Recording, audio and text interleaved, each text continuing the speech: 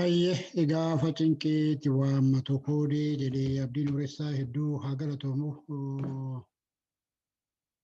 Hayyee daawwattoonni koo akkam jirtan fayyaa nagaa jirtanii bara 2020 irraa bara 2021tti ceetanii ceene barri dhufu kuni bara gammachuu nuuf haa ta'uu. Hamtuun gadadoon bara 2020 ture. Baruma kanaa wajjiniinuu haa godaanuu nutti hin deebi'inii jechuudha. Barri kuni bara bilisummaa, bara gaddaa fi gadadoo keenya bilisummaa Oromootiin irraanfannu, bilisummaa Oromootiin keessaa baanu Waaqayyo nuuf haa taasisu. Bara gumaa hayyoota keenyaa, gootota keenyaa itti baasnu Waaqayyo nuuf haa godhu. Bara falminee qabsoofnee hidhamtoota keenya mana hidhaatii baafnee qabsoo saba keenyaa mirkaneeffachiif nu haa taasisu. Sababni har'a asbees tokko mata dureen numtiyyuu tokko kana. Bara 2020 akkamitti keessaa baanee 2021 isatti aanu kan ammoo akkamitti simannaa, maaltu nurraa eegama, tabbi nu fuuldura dhaabbatee jiru bara 2021 kana akkamittiin dhiibnee injifannoodhaan goolabnaa isa jedhu irratti dhaamsuma xiqqoo waan itti dhaga'amu walii dabarsuu fi isa kanarratti akkana dhaggeeffatan kabajaan isin gaafadha. Yoo bara haaraa simachuudhaaf qophoofnu bara moofaa akkamitti dabarsineen waan dursa tuttuqamuu qabudha. Kanaaf bara 2020tti duubatti deebi'ee waa xiqqoo hojjechuu barbaada. Gaafan kana jedhu Oromoon waggaa keessa jiraate kana umurii keenya kanaanis haa ta'uu nuun duubatti akkamitti jiraatetti guyyaa har'aa kana ga'ee bakka irra teenyee haasofnu kana ga'ee kan jedhu tuttuquun barbaachisaadha. Keessumaa seenaa biyyattii sanaatitti egaa Oromoon sirna bulchiinsa isaa, sirna gadaa, sirna dimokiraasii har'a addunyaa irratti dagaagee addunyaan itti bulaa jirtu kana sarbamee gartuu kaabaa godaantanii Oromoon cabirraa kaasee Oromoon gadadoo keessa jiraachaa akka as ga'eedha kan seenaan nutti agarsiisu jechuudha. Ammoo waggaa tokkotu hammaata. Bara fincila Oromoo Protesti Oromoon gochaa ture keessatti barri hamaan 2016 Oromoon du'aatuma ajjeefamaatuma as ga'e. Kan akka malee nama rifachiisu guyyaa irreessaa uummata Oromoo haga sana ga'u boolla tokkotti wayyaanee fitte sani jechuudha. Guyyaa suukanneessaa, guyyaa gurraachi, guyyaa hamaan jedhamee kan qabamu baroottan darbine keessa jechuudha. Isarraa as ceenee haloo sanaa fi kutannoo ilmaan Oromoo dhaloonni qubee qeerroo fi qarreen hayyoonni Oromoo, qabsaa'onni Oromoo waltumsuudha sagalee tokkoon keessumaa egaa 2014 fincila maaster pilaan irraa ka'ee 2016 wareegama ilmaan Oromoo irreecha irratti fi hiriira adda addaa irratti godhamaa ture irraa ka'ee Oromoon kaabaa kibba bahaa lixa itti humbanna maccaa tuulama otoo hin jedhin sikkoo mando otoo hin jedhin walii oowwaatee qabsaa'ee injifannoo bara 2018 itti uf daganne kanaan sagalee tokkoon qabsaa'ee as ga'e jechuudha. Keessumaa'uu seenaa Oromoo keessatti Oromoon dogoggora guddaa hojjete. Oromoon qabsaa'onni Oromoo dogoggora guddaa hojjenne. Jedhee kan qabamu keessumaa'uu bara 2018 qabsoo kana qabsoo akka kanatti Oromoon kaabaa kibbaa sagalee tokkoon qabsaa'ee as ga'e kana fuudhee dabarsee warra silaa yakkaan gaafataman warra silaa dhiigni Oromoo harka isaanii jiru silaa yakkamtoota seeraan gaafatamuu qaban mala nurratti dhahatanii fayyaalessummaa Oromootti dhimma ba'anii injifannoo Oromoo qabsoo Oromoo harkaa haqan qaalanii afaan damma dibatanii injifannoo bara 2018 irraan geenye akka kanatti nu mooksanii harka diinaa qufte injifannoon uummata Oromoo fi wareegamni guddaan Oromoon kaffalee irree tokkoon sagalee tokkoon akka tokkotti qabsaa'ee injifate. Inni kun bara Oromoon itti dogoggore jennee bara 2018 kana qabachuu hin dandeenya jechuudha. Dogoggora guddaa seenaa qabsoo Oromoo keessatti dogoggorri guddaan kan hojjetame bakkee kana jechuudha. 92 dogoggoroonni akka dhalataniin hin dubbatu hayyoonni garuu kan akka kanaa hamaan hin turre jechuudha. Dogoggorri akka kanaa hamaan hin turre.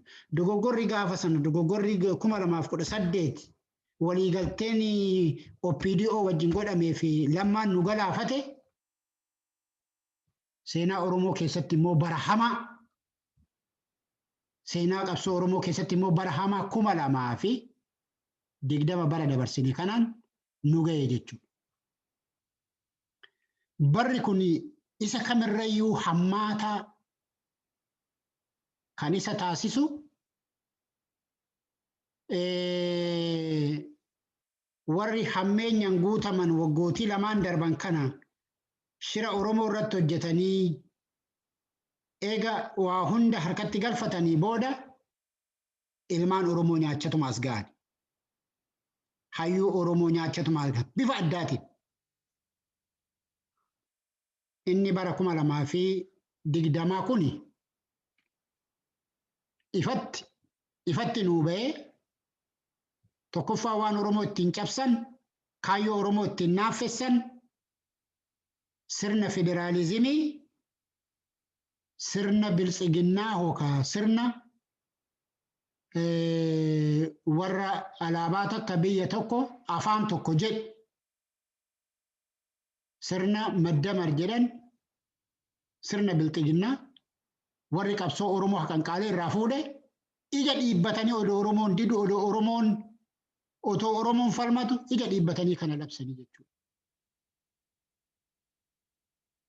Sirna kana faana warra Oromoo harka muran, warra Oromoo harka ciran, warra Oromoo lafa isaaniitirraa dirree isaarraa buqqisanii gadadoo guyyaa har'aa geenye kan waggaa 150 lakkoofsifnee gadadoo guyyaa har'aa geenye kanaan nu ga'anii siidaa isaanii haaromsuu, seenaa isaanii haaromsuu, kaayyoo isaanii deebisanii nurratti haba qaallatanii jechuudha.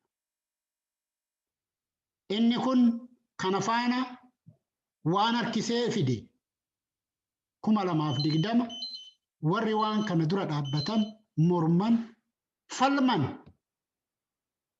Hacaaluu Hundeessaa sirna kanaan mormeet sirna kanaan falmeet goota keenya goota caalu Hacaaluu Hundeessaa nurraa nyaatanii jechuudha. Ajjeefamuun Hacaaluu Hundeessaa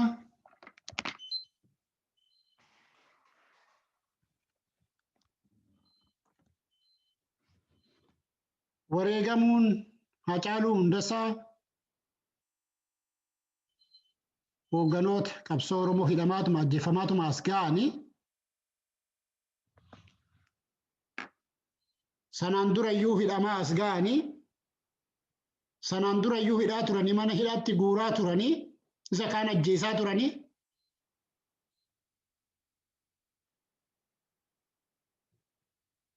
Jawaar Baqqalaa Garbaa mana hidhaatti darban jechuudha. Warra halkanii guyyaa beezimentii faranjii keessa taa'ee otoo manaa gadi hin bahin kompiitaraan qabsaa'ee jijjiirama kana fide mana hidhaatti darbanii jechuudha. Isa kanatu bara kana bara hamaa bara kamirrayyuu bara hamaa taasisaa jechuudha.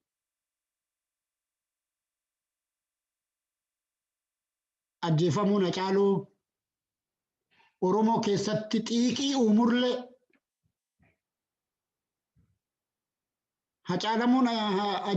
ajjeefamuun Hacaaluu fi sababaan Hacaaluun itti ajjeefame ilmaan Oromoo ramaxii ibiddaa itti ta'ee gubee nyaachaa jira addunyaa irratti. Hacaaluun egaa ajjeefame baatii ja'affaan isaa dheengadda darbe kaleessa maleedha. Muddee 29 yaadanne. Hamma guyyaa har'aa hamma guyyaa kanaatitti jaarsaa jaartiin guddaa xinnaan beekaa wallaalan Hacaaluudhaaf imimmaan akka harcaasetti akka keessi isaa gubatetti bara 2020 bara hamaa kana keessa bara 2021tti ceheera jechuudha. Isa kanatu bara kana 2020 kana bara hamaa taasise jechuudha. Barri kun addunyaa irratti illee bara hamaa. Barri kun addunyaa irratti dhukkuba kooviidiin addunyaan goolaa jirti amma guyyaa kanaatitti amma ammaatitti bara kana keessatti addunyaa dhukkuba kooviid kanaan illee bara itti jeeqamaa ture jechuudha. Inni kun ammas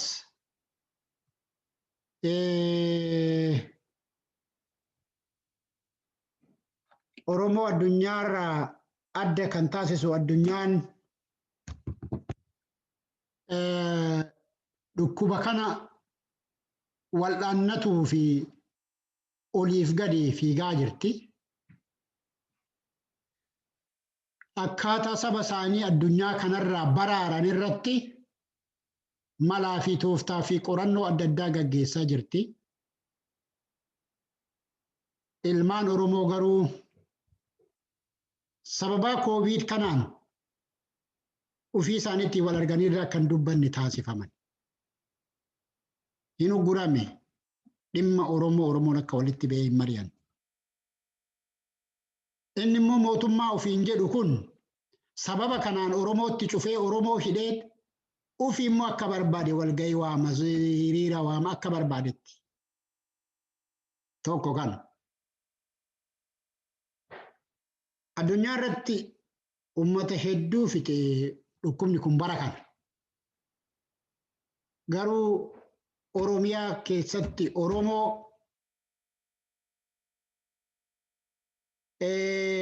wayyaanee waggaa 27 Oromoo fixxee fi Abiyyi waggaa lamaan kana Oromoo fixe. Addatti immoo koronaan namoota baay'ee ajjeesee jedhamee dubbatama addunyaa keessatti. Yeroo koronaa kanaa keessatti dhukkuba kooviid Oromoo saba addunyaarraa fixaa jiru kanarra caalaa Oromoo kan ajjeese mootummaa bilxiginnaa Abiy Ahmed. Inni kunillee bara kana adda taasisaa jechuudha. Oromoon kooviidiin illee du'aa Abiy immoo dachaa sanii ajjeesa. Bara kana wantoonni kun hundumtuu adda taasisa. Ayyee Oromoon badiin biyyaa wajjin dhufte badhaadhinaa jedha. Badii addunyaa wajjin dhuftes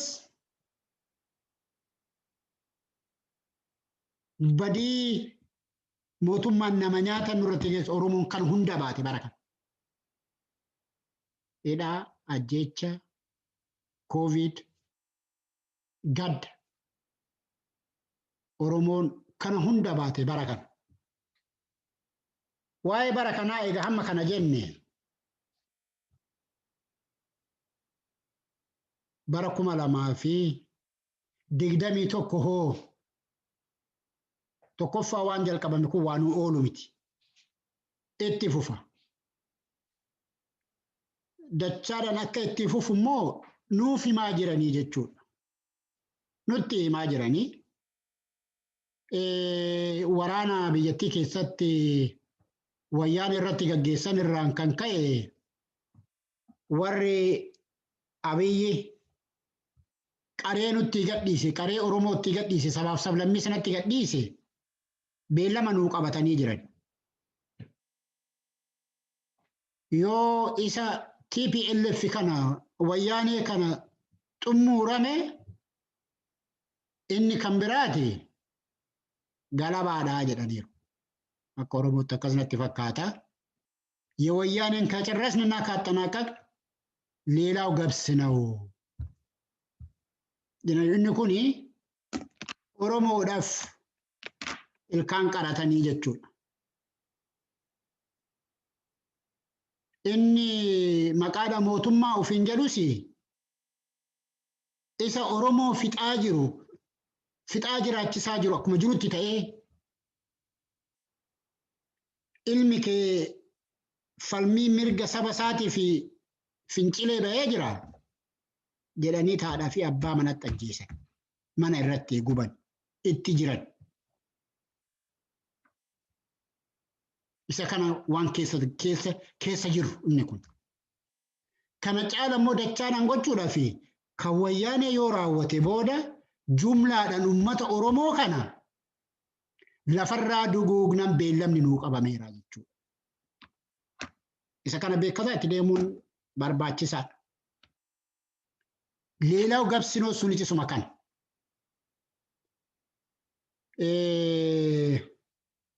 Inni gara biraati otuma ibiddi kun biyya irratti boba'aa jiru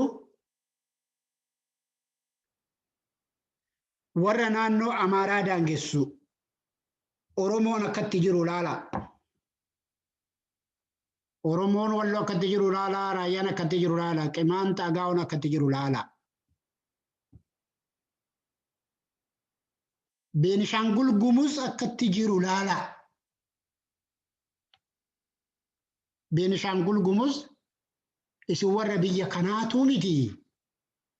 Isin Suudaan irraa dhuftanii maal asii qabduu amma jedhamuu gaame jechuudha. Isaan malee gurraachi biyya sanaaf hin malle. Silaa baree warra kun warra Kush, ilmaan Kush. Qimaanta Agaa'oo, Beenishaangul Gumuz warri kun ilmaan Kushi kan lafa sanarratti dhalatan kan burqaan isaanii gaanfa Afrikaa taate. Kaaba Afrikaatii hamma kibba Afrikaatitti ilmaan Kush facaan isaan keessaa tokko warri kun. Kan laga ce'ee dhufe seenaa isaantu himataa ture. Nuti Yemen irraa dhufnee nuti gurraacha iyyuu miti nuti nigroodhaa miti jedhanii kan seenaa himataa jiranuyyuu isaani. Isaantu abbaa biyyaa ta'ee har'a Beenishaangul Gumuz immoo biyya biraatirraa dhufe. Inni kun Oromoodhaaf kan amma dhumaa jiru jaala, kan amma fixaa jiran caala. Kan amma lafarraa duguugaa jiran caala haaduun qaramaa fi jiraachuu ifa ta'aa jira jechuudha.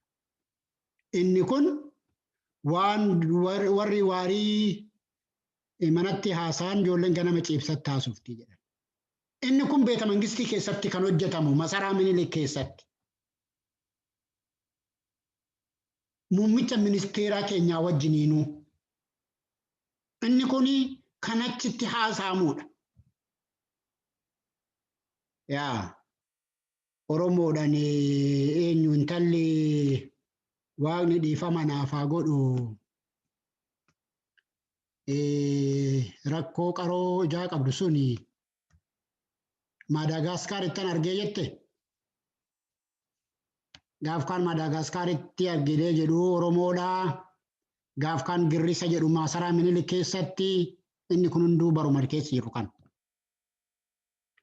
Kanaaf akkuma warra Gumuziin isin Suudaanitti galtuu asii maal qabduu jedhan sana Oromoodhaanis immoo borugaa Madaagaskaritti galtuun kuni qopheedha jechuudha.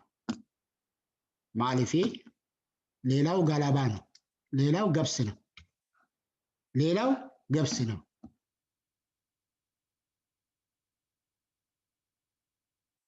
Asumaani wanti gidduu kan akka maleetti na dhukkubaa jiruu fi akka maleetti na laalessaa jiru.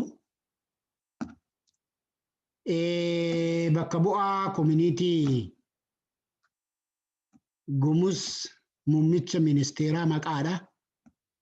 Muummicha ministeeraa duratti waan jedhame waan isaaniin jechaa jiran lafa sanarratti waan isaan gochaa jiran fakkeenya jedhee taa'ee fuulduratti haasa'e magaalli takka bakkee kana jirti.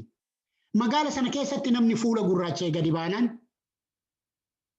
waan qabatanii baanii itti baanii ciruu jedhe. Akka kanatti jira lafa kanarraa.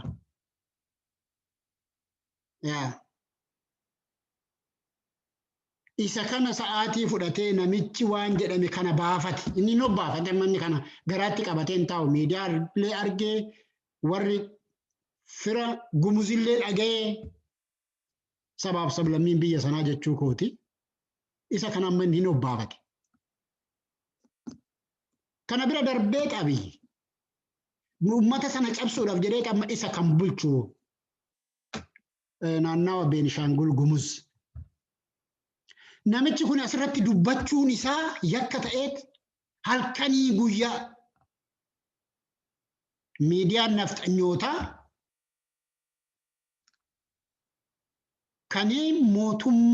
kan miidiyaa mootummaan uummanni hiyyeessi biyya sanaa gibira itti gabbaru dabalatee yuutuubaroonni hundi namicha akkamitti muummicha ministeeraa duratti akkanatti yoo maqaa Amaaraa balleessaa maqaa naannoo Amaaraa balleessan jecha hin jedhamne waliin jedhamaa jira. Jechuudhaaf illee namatti ulfaatu waliin addunyaa kanatti abaaramaa jira. Inni gara biraa kan nama rakkisu kan nama cabsutu namichi kun afaanuma Amaariffaallee sirreessee haasa'uu hin danda'u. Dirqamee afaan isaaniitiin itti matee muummicha ministeeraatu dhufe jedhee. Dirqamee itti matee jaalateetti miti oduu afaan isaaniitiin taate afaan Gumuziin oduu taate akkatti haasa'u beekatu. Isuma kanayyuu akkatti baasuun akka taate waan 100 keessa tarii parsantii 10 parsantii 20 waan isaan jedhaman seenaa warra kanaa hin beekna. Afaan warra kanaa hin beekna. Jaranas yuutuubii kanarratti bara. ለአንድ ጉሙዝ ለአንድ አማራ ሺህ ጉሙዝ ነው የምናስገብረው። አማሪ tokko gumuzii 5 ከፈላም isaan lachuyyuu waaqaa miti kan uume uumamni amaaraa adda jedhameeti kan dubbatamu. Miidiyaa hawaasummaa irratti.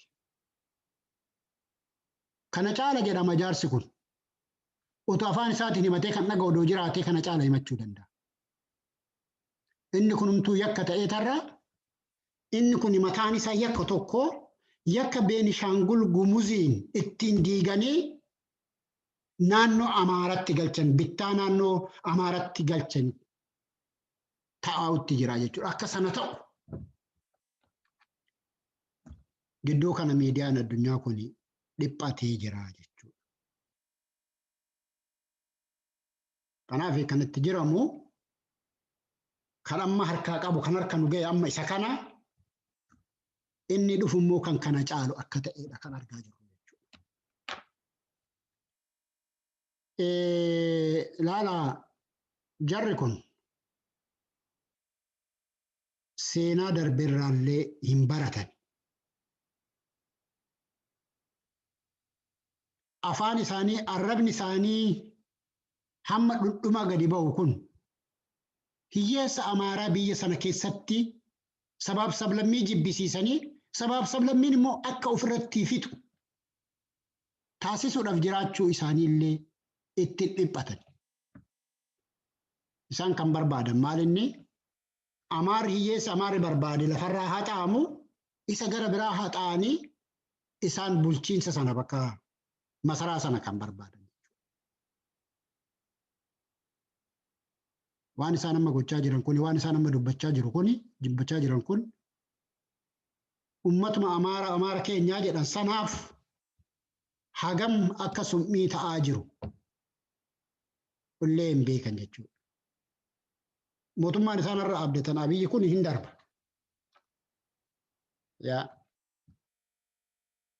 Tarii isaan illee kanaa gadi ta'u. Noot tarii akka ta'an dhibban itti amana. Oromoonis kan kaleessaatii miti. Beenishaangul Gumuzis akka kaleessaatii miti. Sidaamaa, Kambaataa, Hadiyyaa akka kaleessaatii miti. Guraageen akka kaleessaatii miti. Qimaanta Agaw akka kaleessaatii miti. Isaarraa Abiyyi waraanaan harka irra qabatee isaan tiksu kana godhanii ilaalaniiru yoo taate waraanni kun illee hin darba. Jara keenya arrabni warra kanaa gochi warra kanaa Suudaan illee itti kaase kuno. Suudaan har'a lafa Amaaraa qabatteetti deeffanneera lafa keenya jechaa jirti jechuudha.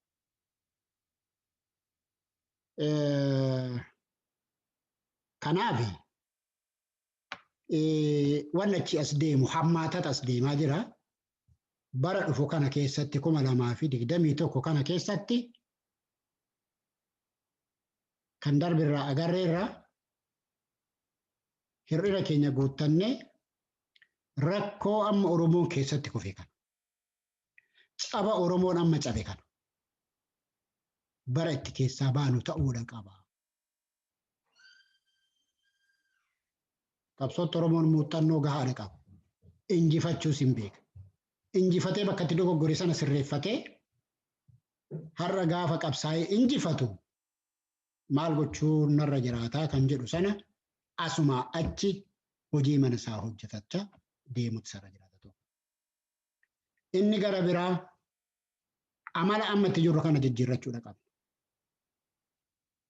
Xiiqii baannee ofirra bubbulchuun nurra hin jiraatu. Xiiqiin baannee ofirra bulchinee nafxanyaan nutti gammadde Hacaaluu ajjeesuu irra Jawaar hamma guyyaa har'aa mana hidhaa jiraachuusaa.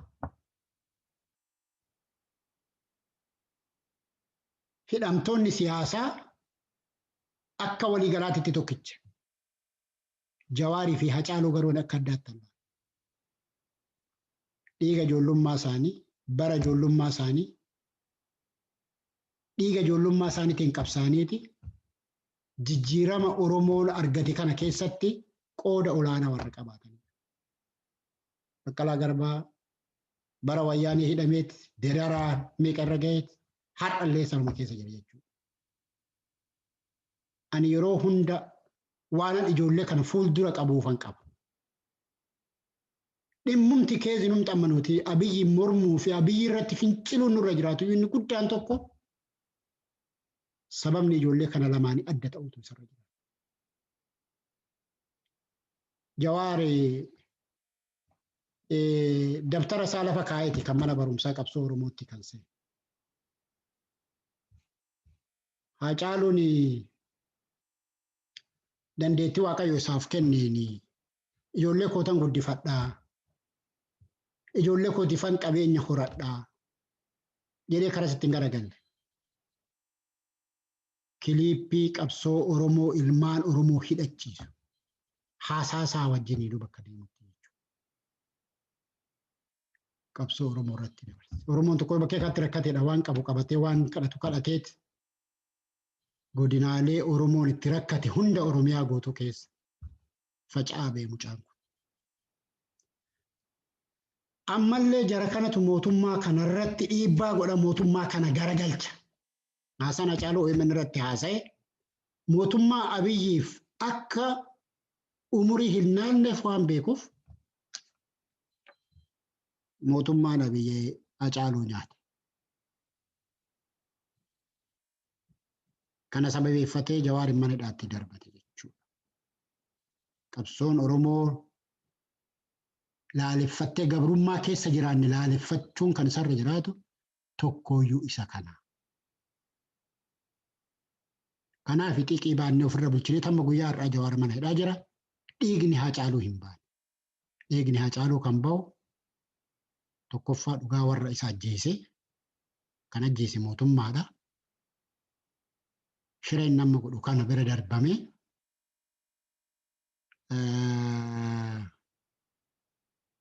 waan inni wareegameef kaayyoo inni Oromoodhaaf qabu gabrummaa kana buqqisanii Oromoorraa kaasuudha jechuudha. Isa kana bara 2021 kana keessatti Oromoon hidhatee ka'uu sarra jiraata. Oromoon waan qaburraa daldalaan waan daldalurraa qotee bulaan waan qaburraa waan qalfatee waan qotatee qaburraa mana isaatti qe'ee isaatti of ijaaruu qaba. Qe'ee mana isaarraa ka'ee qabsaa'uu sarra jiraata.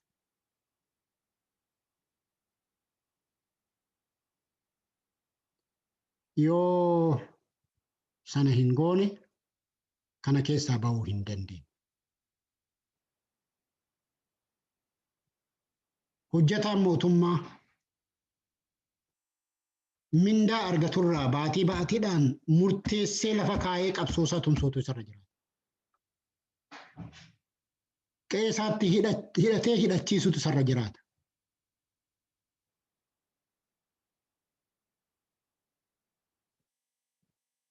Oromoon mootummaa kana keessaa tajaajilaa jirta. Tajaajilaa mindaa itti argattu. Garuu dhugaa Oromootiif qooda keessan ba'a. Wanna akka malee itti nama gaddisiisu tokkotu obbolaa keenya baroottan Oromoo Pirootestii darbe kana keessatti wajjiniinuu hamma tokko tattaafataa turreetu har'a dantaa garaa isaaniitiif qofaaf waan gara biraa waan dhabannatti fakkaatu. Warri har'a biyyatti galee Abiyyi bira jiru kuni warri kun warra hojii hojjetee hin beekne warra sooratamaan jiraatu gorsaan Abiyyoota gorsitooleen Abiyyi gorsaa jiran kuni inni kun guyyaa gaaf tokko hojiidha jedhee kan hojiidhaa manaa bahee hin beekne. Amma baateedhaan mindaa 100 birrii biyya sanaa yoo argatan 80 yoo mindaa argatan dhiigni ilmaan Oromoo wajjin teenyas teenya dhangalaasisaa baane sun isaaniif homaa miti. Dhiigni Hacaaluu warra isaaniif homaa miti. Jarri kun cubbuu hojjetanirra yakka hamaa hojjechaa jiran. Cubbuu dhala isaaniitiif dabarsanirra. Isa tokkotu maal jedha miidiyaa jalaarratti ba'ee dubbataati. Gara laafes namni gaariin akka Abiyyi lafa kanarra hin jiru jedhee dubbata. Waa'ee warra wayyaanee kana haasaa wayyaaneen isa kana wallaalanii isa kana simachuu dadhabanii jedhe carraa argatanii turan. Namni gaariin akka Abiyyi hin jiru namni gara laafes akka Abiyyi hin jiru.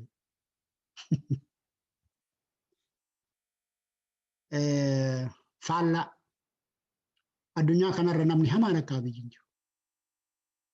Iddoo namni hamaan akka Abiyyi jiraachuu baate kaayyoo ilmaan Oromoo itti duutee dhiigni ilmaan Oromoo dhangala'ee haadha ilmaan Oromoo ajjeesanii ilmoo ajjeesanii reeffarra teessisan seenaa kana otoo dhaga'u waan ilmaan Oromoo itti wareegamte sana dabarsee silaa nafxanyaadhaaf hin laatu ture. Sirna nafxanyaa kana deebisuufis laa hin tattaafatu ture. Nama badaa ta'uusaa malee nama hamaa ta'uusaati kun. Silaa isuma kana dhugoomseti yoo fedhii gara biraallee qabaate adeemsa keessa immoo suuta jedhee waan kanaan dhufuu sarara waan har'a godhu kan dura dhiiga ilmaan Oromoo kan itti dhangala'e kana sila. Namni kun baay'ee nama hamaadha, baay'ee nama badaadha. Sanarratti Abiyyi Oromoodhaaf Oromoos jedhamu kana jibba hamaadha. Addunyaa kanarratti namni Oromoo jibbuu tokko yoo jiraate tokkoffaa irratti ilmaan naftanyaa baay'een Oromoo jibbiti dhalachuu Oromoon barbaadu. Garuu maqaa Oromoo dhalatanii isaan caala kan Oromoo jibban. Nama lama, nama sadi. Nama lama. Inni tokko Abiyyi Ahmed. Jibba Oromoo akka maleetti namni jibbu. Inni kan biraa Ermiyaas Laggasaati. Oromoo baay'ee jibbu jarri kun. Oromoo baay'ee jibbu. Abiyyi hojiidhaan nu agarsiise jibba Oromoo. Hojiidhaan. Oromoon biyya sana keessatti akka mataa waliin qaban akkuma hominichi cabse sanatti sana caala akka cabsu godhe. Oromoo waggaa meeqa qabsaa'ee injifatee bakkee kana ga'e bakka dhabsiise. Jibbi kana caalu jiru. Ermiyaas Laggasaa dhiigni Oromoodha. Oromoo kana xinneesseet salphiseet warra gara biraa faarsa soddaadha siyaasaafis warri sun. Gootummaan isaanii jedhee nama Liyyuu Haayilii 10 kan Amaaraa 60 Oromootiif hin ga'u jedhe. Jibba akkamii akka Oromoodhaaf qabu kan agarsiisu jechuudha. Jarri kun baay'ee jibbu. Warra akka Kaasee Camadaa maaloo kana dhiisa. Isaan isaanii gadi waan ta'aniif baay'een isaanii akkuma sana jechuudha. Kanaaf warri amma mootummaa sana jalatti biyya alaa kanaa galtanii tajaajiltan ragaan taane baatan mootummaan kun Oromootu biyya bulchaa jira jettan bara wayyaaniin bulchu sana nu wayya ture. Ija itti babaafne ofirraa kaalchuudhaan ari'e Oromoon qeerroon Oromoo. Garaagarteen isaa maali? Waan injifate waan argateyyuu Abiyyi harkaa fashaleesse. Waan hin kakanneen kakateeti warra soddaatti gurgurate dhiiga ilmaan Oromoo. Inni kun Oromoodhaaf maali? Kanaaf egaa Oromoon amma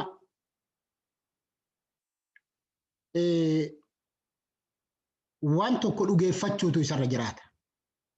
Innis maaliin? Biyyattii sana keessatti Oromoon kabajamee keessumaas ilmaan nafxanyaa wajjiniin jiraatan raawwateera. Biyyattii sana keessatti Oromoon wal dandeenyaa wajjin jiraannaa isa jedhamu kana ilmaan nafxanyaa wajjin raawwateera. Inni kun inni darbe kuni carraa dhumaatiiti. Isa kana Oromoo sirriitti beeku isarra jiraata. Oromoon har'a qabsaa'uun kan isarra jiraatu Oromiyaa fi Oromoo takkittiidhaaf qabsaa'uun isarra jiraata. Gaafa kanaan injifate warra wajjin jiraatuu fi warra wajjiniinuu jiraachuu danda'u kan sadarkaa murteeffatu irra ga'uu isarra jiraata. Garuu dura Oromoo fi Oromiyaa isaa dhugeeffachuun dirqama jechuudha. Yoo san hin taane akkuma bara darbee kana bara 2018 dogoggora bara 2018 keessa seennee har'a Haacaaluu nu nyaate kana itti deebinaa jechuudha. Isa kana Oromoo sirriitti dhugeeffachuutu isarra jiraata. Isa kana yoo dhugeeffatee mirkaneeffate booda innuu hin beeka eenyu wajjin akka jiraatu akkamittis akka jiraatu hin beeka. Hin jiru immoo warri Oromoo wajjin jiraachuu barbaadan Oromoo wajjin wal tumsanii wal qixxummaadhaan. Salphina tokko malee ati Suudaan irraa dhuftee ati Madagaskar irraa dhuftee ati achirraa dhuftee otoo hin jedhamin kabajaan ulfinaan kan wajjin jiraatu innuu hin beeka. Garuu warra kabaja of jalaa fuudhee Yemen irraa as ce'ee waggaa 150 jaarraa tokkoof walakkaadha nu deegse. Ilmaan kush deegse. Bineensa naqarsaa. Isa kana wajjin jiraachuun hin taatu. Isa kana waan isaaf malu. Waan isaaf malu. Waan isa ga'u ga'ee isaa argatee akka akka aadaa akka isaatti deebi'ee akka jiraatu taasisuun kuni dirqama waan dura hojjetamuu qabu jedheetiin ijaara. Kana gochuudhaaf Oromoon har'a waluma tokko rakkoon qabu. Hayyuu qaba, nama barate gahaa qaba, waraanallee waraana eenyudha caalayyuu qaba. Waraana gaafa jennu woboo bosona keessaa qofa laaluun nurra hin jiraatu. Hunduu mana isaatiitti woboo ta'uun sarara jiraata. Laala gudiin biyya sanaa bari inni biyya sanaa kan dhumu miti bara. Dubbatamee dhumu miti. Egaa Abiyyi taayitaatti ol ba'e godinaaleen Oromoo ajjeefamaa, raafamaa, Oromoon buqqaa amma guyyaa har'aa jirra. Oromoo irraa ulee harkaa guuraa turan. Harkaa guuraa jiru. Mancaa isa ittiin haammatu qotee bulaan Harargee irraa guurani sirni Abiyyi. Itti aanaa muummichi ministeeraa Amaarri hidhachuu qaba jedheetti mootummaa sana warri shoorii godhu Amaarri mataatti hidhachuu qabaa jedhee walga'ii irratti dubbata. Oromoo irraa hiikkachiisu. Silaa kan hidhatu maletu Oromoodha. Jaran har'a Oromoo Finfinnee keessatti bari olee galaan jiru. Halkan barnamni gadi ba'ee Oromoon magaala keessa deemaa hin jiru. Bara afaanuma Amaariffaatu dubbata.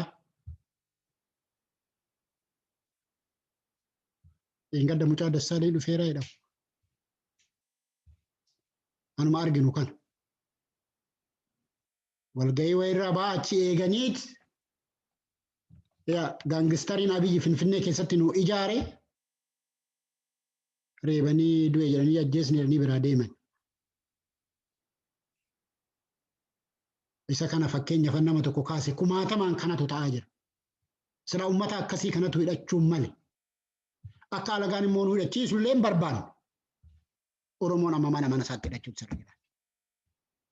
Oromoon qe'ee isaatti hidhachuutu sirra jiraata. Yoo kana hin goone duuti kun nurraan dhaabbattu. Ajjeefamuun kun nurraan dhaabbatu. Inni gara biraa fincilli oolee otoo hin bulle itti fufuudha qaba. Fakkeenyaaf amma filannoon deemuuf jira biyyattii keessatti. Abiyyi mootummaa seheetti itti fufuudhaaf. Hoogganoonni Oromoo mana hidhaa jiran. Qeeroon Oromoo kumaatamaan mana hidhaa jira. Inni immoo filannoo gaggeessuuf deemaa jechuudha. Har'a Gimboota sabaatti Finfinnee keessatti ijoollee keenya ficcisiisaa jiru. Izeemaa ta'eera har'a. Abiyyi wajjin inuu mootummaa ijaaranii biyya Itoophiyaa jedhamtu bulchuuf deemaa jiran. Duguuggaa sanyii sabaaf sablammii biyya sanarratti gaggeessaa jiran itti fufuudhaaf jechuudha. Kanaaf guyyaa filannoo sana eeguun nurra hin jiraatu. Har'a rafnee buluun nurra hin jiraatu. Fincilli biyya keessatti bal'isee itti fufuutu isarra jiraatu. Jarana mana oollee otoo duuti oolte waa tokko. Oromoon mana oolee duutiin oolleef.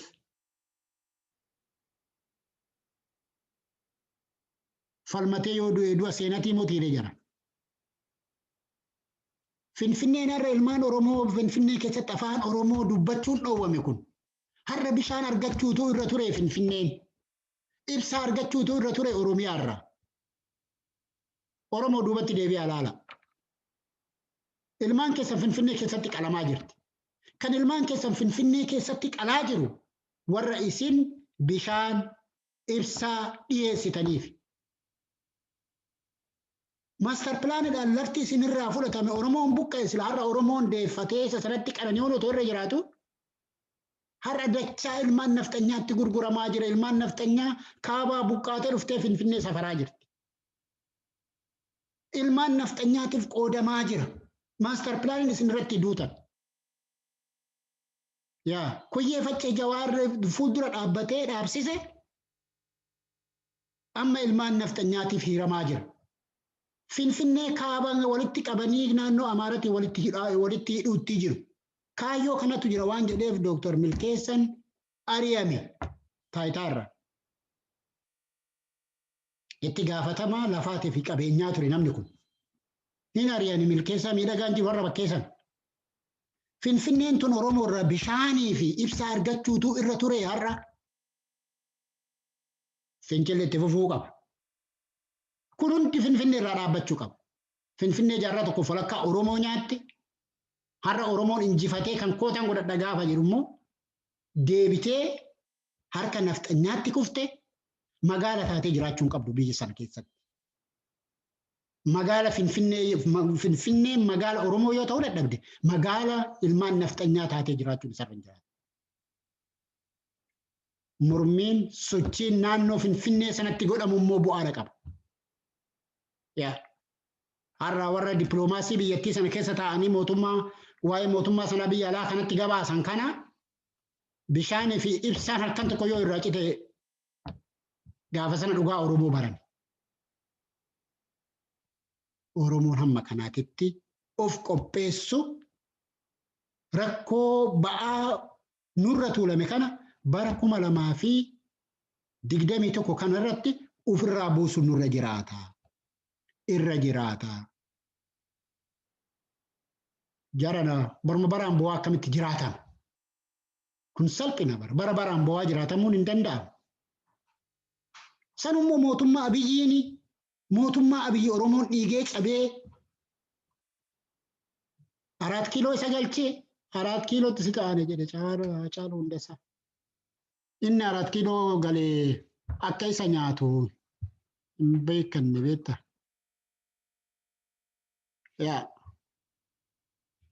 4 kiiloo kan galche Hacaaluu Hundeessaa fi Jawaar Mohaammed. Jawaar Mohaammed naftanyaatti ergee halkaniin ajjeesisuuf ture Abiyyi. Har'a guyyaa irratti lubbuun jira malee dhaa jiraatullee malee. Isa kana barri dhufu kun Oromoo bara ba'aa guddaa irraa buusu ta'u sarra jiraata. Bara Oromoon itti hidhatee itti kutatee qabsaa'u ta'u sarra jiraata. Amma dhumarratti hawaasa Oromoo biyya alaa kana jiru. Aktivistoota miidiyaa biyya alaa kana gabaasaa jiru hojjechaa jirtan. Hamma guyyaa irraatitti wanti gochaa jiru wanti godhamaa jiru bu'aa guddaa buuse. Oromootti hamilee horee garuu gahaadhaayii gahaa miti. Wanti gochaa jirru bu'aa buusullee gahaa miti. Kana caala gochuudha qaba. Dura warri miidiyaan Habashaa diina Oromoo irratti duula Oromoo irratti bante waanuma waliin argaa jirru. Yuutuubaroota ilmaan naftanyaa haga miidiyaa mootummaatitti Oromoo akkatti salphisaa jiran, akkatti cabsaa jiran walumaan argaa jirru. Oromiyaan har'a gatata ilmaan naftanyaa biratti. Oromiyaan የመሰለ ገተት ይዘን የትም አንደርስም። ኦሮሚያ በአንድ ሌሊት ተበትና ማደር አለባት jedhani warra murteessaniitu jira miidiyaa isaaniitti irratti. Miidiyaan kun immoo duuba kan galaa safaruuf Abiyyi gibira ilmaan hiyyeessaa ilmaan Oromootirra. Isaatiin kan jiraachisu Abiyyi. Achuma biyya sana keessa taa'ee abbaan miidiyaa kan jedhamu isaanillee dabalatee akkanatti Oromoo halkaniif guyyaa nyaachaa oolaa bulan. Abiyyiitu mindaa kaffalaaf. Izeemaa wajjiniin walii ta'anii jechuudha. Izeemaadhaafis isaatiif kaffala. Biyya alaa kanatti warri amma YouTube irratti, Facebook irratti viidiyoo sa'aatii 24 harcaasaa oolu kun akkanumatti Oromoo nyaachaa oolaa bula. Qaawwa kana guutuun dirqama keessan warri miidiyaa irra hojjettan. Dirqama Oromummaan isinirraa eeggatudha. namni irra nu hordofaa jirullee akka gadi bu'aa jiru ofirratti waan argitan natti fakkaata. Maaliif? Baay'ee ofirra difeendi gochaa waan hin jirreef. Haga barbaachisu deemaa hin jiru. Argitanii namni yoo namni ragaa namaa ba'u baate waan illee ragaa namaa ba'a. Jawaar miidiyaa Oromoodhaaf dhume. Qabsoon Jawaar. Ittiin qabsaa'ee injifate. Gaafa ittiin qabsaa'u garuu akkatti ittiin qabsaa'u beeka ture. Yaa keessaa alaa odeeffannoo guurrate waan irratti qobbaa waan irratti hojjetu qajeelfateet akkasittiin cabsaa ture. Odoo Jawaar biyya alaa kan har'a jiraate waa har'a YouTube irraa akkanatti halkanii guyyaa Oromoo nyaatu tun hin uumamtu iyyuu sodaa isaatirraa kan kaate jechuudha. Har'a garuu baay'ee hawa sana dhiibaa waan jiru natti fakkaanne garuu wareegamni kaffalamaatuma jira amma humna tattaafatamaa jira amma garuu hamma gahaa ta'e hamma Oromoodhaaf ga'u tattaafatamaa hin jiru. Hamma danda'ametti akka namoota hunda hammatutti akka hayyuu Oromoo hammatutti yaada hayyuu Oromoo irraa akka hayyuun Oromoo akka yaada kennatutti ta'ee hojjechuu qaban miidiyaan biyya alaa kana jiru.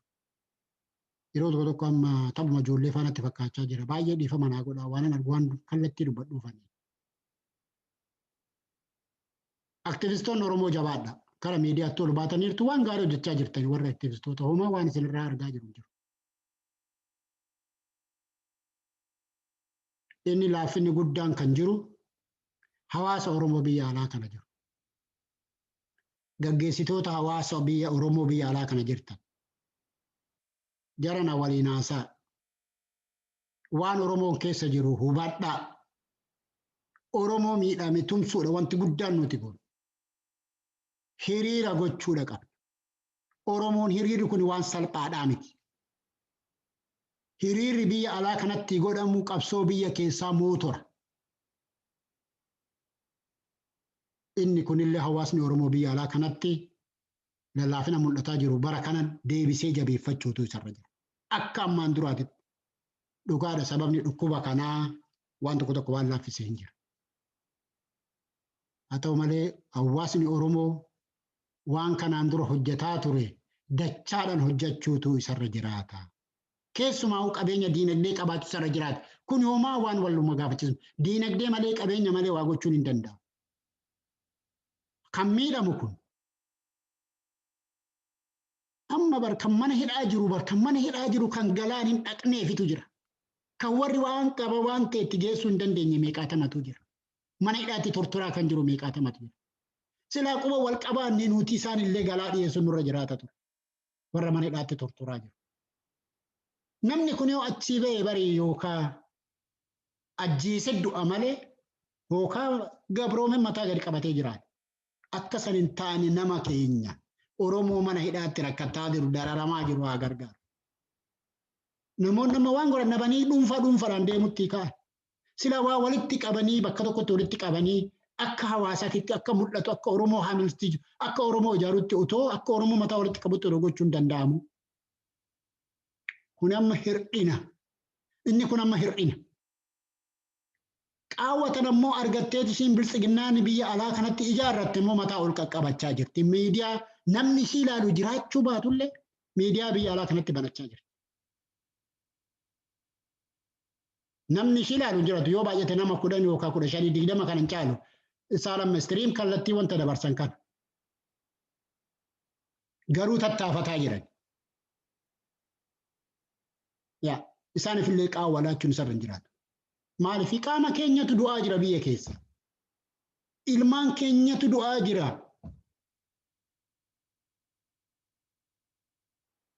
Yaa Oromooti.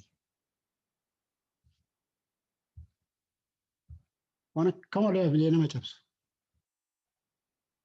Yaayyaa Bashir obboleessa irraa ajjeesaniiti.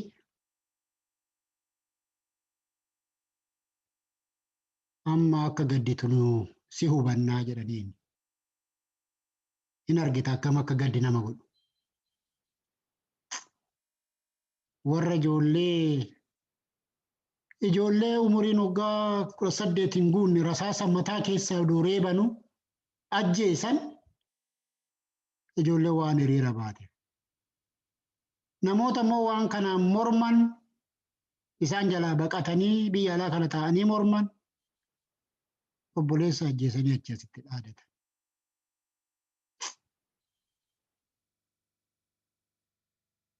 Oromoo kana keessa jirra.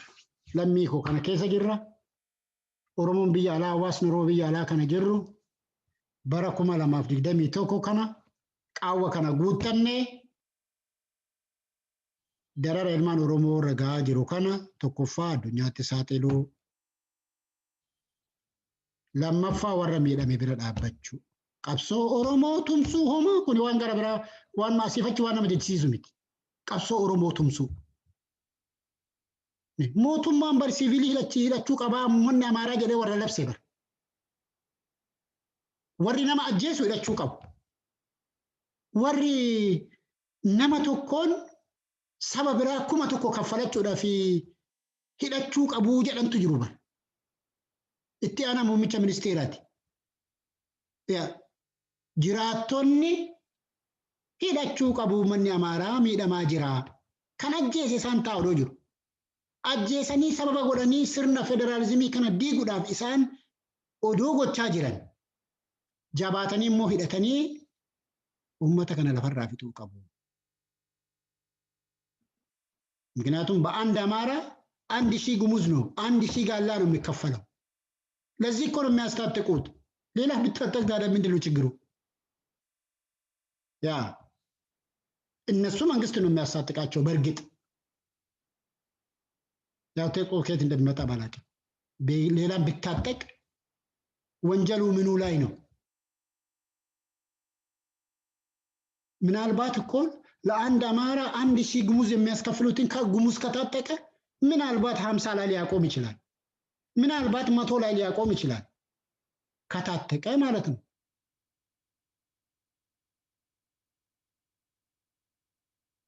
ከናፍ ኦሮሞን ብያላ ከነ ጅሩ ቀብሶ ኦሮሞ ቱምሲኑ ቀብሶን ኦሮሞ ቱምሰሙ ቀባ ኡመተ keenya bira dhaabbachuu qabu.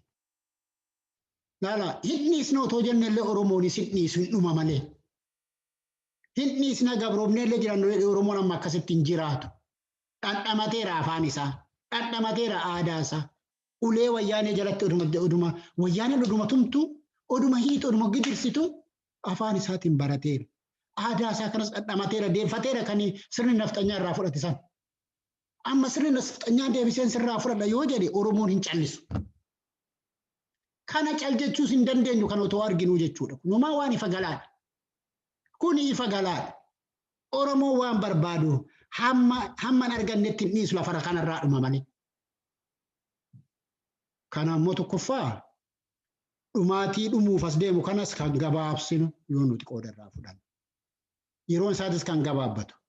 Dhumaatii saba keenyaallee kan irraa hir'isuu dandeenyu yoo hundi keenya wal faana irraa qooda irraa fudhannu. Barri kun bara nagaa haa ta'u. Waaqayyo Oromoo lamuu deebisee hin cabsini. Inni bara kanaa nutti hin deebi'ini. Barri kuni Oromoodhaaf bara injifannoo akka ta'u hawwa. Oromoon bakka jirtanitti, Oromoon bakka jirrutti haa jabaannu. Haa jabaannu hin jedha. Dhumaati irratti sirba ittiiqa tokko isin affeereen asirraa bu'aan of kolcha. Ittiiqaa tafarii tokko kana jalaa baduu baate. Irra diba ittiiqaa tafarii